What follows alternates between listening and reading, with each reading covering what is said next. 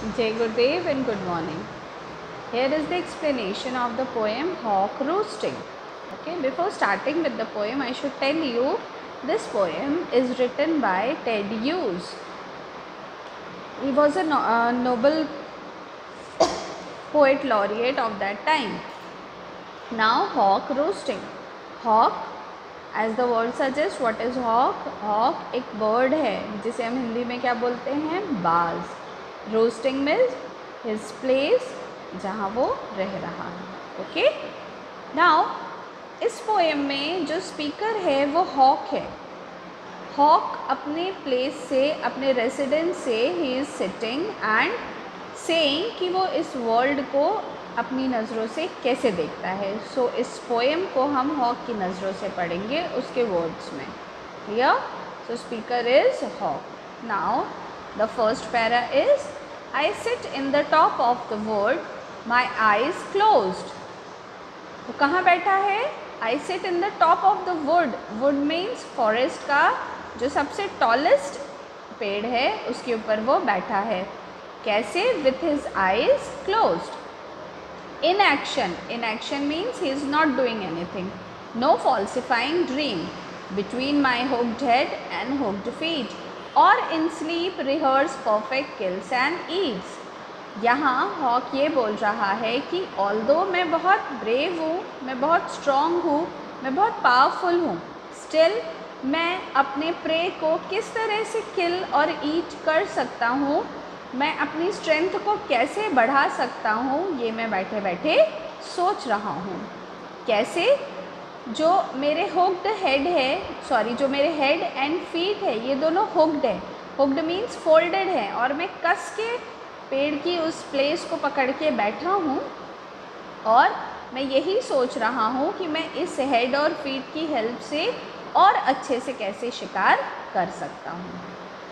The convenience of the high trees, the air's buoyancy and the sun's rays.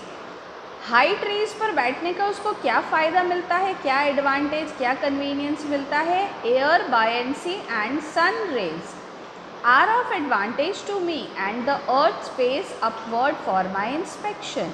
मतलब जब मैं high trees पर बैठता हूँ तो जो एयर है उसके फ्लो की वजह से जो लीव्स है, जो ब्रांचेस है, यहाँ वहाँ मूव करते रहते हैं एंड सन की जो रेज़ है वो डायरेक्टली अर्थ पर पड़ती है. तो अर्थ में जितने भी स्ट्रॉन्ग क्रिएचर्स, एनिमल्स हैं जिनको मैं किल करके खा सकता हूँ, उन्हें मैं उतने ऊपर से बैठ करके क्लियरली देख सकता हूँ. My feet are locked upon the rough bark. मैंने रफ बार्क को कस के पकड़ा हुआ है. It took the whole of creation to produce my foot my each feather. God ने अपने पूरे क्रिएशन को मुझे बनाने में लगा दिया है. अपनी पूरी स्ट्रेंथ जो है वो मेरे फुट और मेरे एक एक फेदर को डिज़ाइन करने में लगा दिया है. Now I hold the creation in my foot. अब यहाँ इसका एरोगेंस शो हो रहा है कि गॉड ने अपने पूरे क्रिएशन से, पूरी स्ट्रेंथ से मुझे बनाया और अब मैं इतना स्ट्रॉन्ग हूँ कि मैं गॉड के पूरे क्रिएशन को अपने फुट के दम पर पकड़ा हुआ हूँ. और fly up and revolve it slowly. I kill where I please because it is all mine. मैं चाहे ऊपर फ्लाई करता रहूँ, चाहे मैं स्लोली गोल गोल घूमता रहूँ, मूव होता रहूँ, मैं जहाँ भी इंसेक्ट देखूँगा या मेरा प्रे देखूँगा मैं वहीं मारूँगा, क्योंकि ये पूरी अर्थ जो है इट इज़ ऑल माइन, मेरी है. There is no sophistry in my body, my manners are tearing off heads. मुझे इस चीज़ का कुछ भी बुरा नहीं लगता है बिकॉज गॉड ने मुझे बनाया ही है कि मैं उस शिकार को पकड़ूं और उसका जो गर्दन है वो धड़ से अलग कर दूँ. The allotment of death for the one path of my flight is direct. Through the bones of the living no arguments assert my right. मतलब मैं इतना ऊपर बैठा और जैसे ही मुझे नीचे कोई प्रे दिखा, मेरी एक सिंगल फ्लाइट, एक उड़ान जो डायरेक्ट उस तक जाती है और रिज़ल्ट करती उसकी डेथ पर, इसका मुझे कुछ भी अफसोस नहीं होता. वाई? क्योंकि गॉड ने मुझे इसी काम के लिए बनाया हुआ है. Okay. Now The sun is behind me. Nothing has changed since I began. My eye has permitted no change and I am going to keep things like this. अब जो सन है वो मेरे बिहाइंड है, मैं इतना स्ट्रॉन्ग पावरफुल हूँ कि अब मैं आगे हूँ। जनरेशन टू जनरेशन कोई चेंज नहीं आया हॉक में।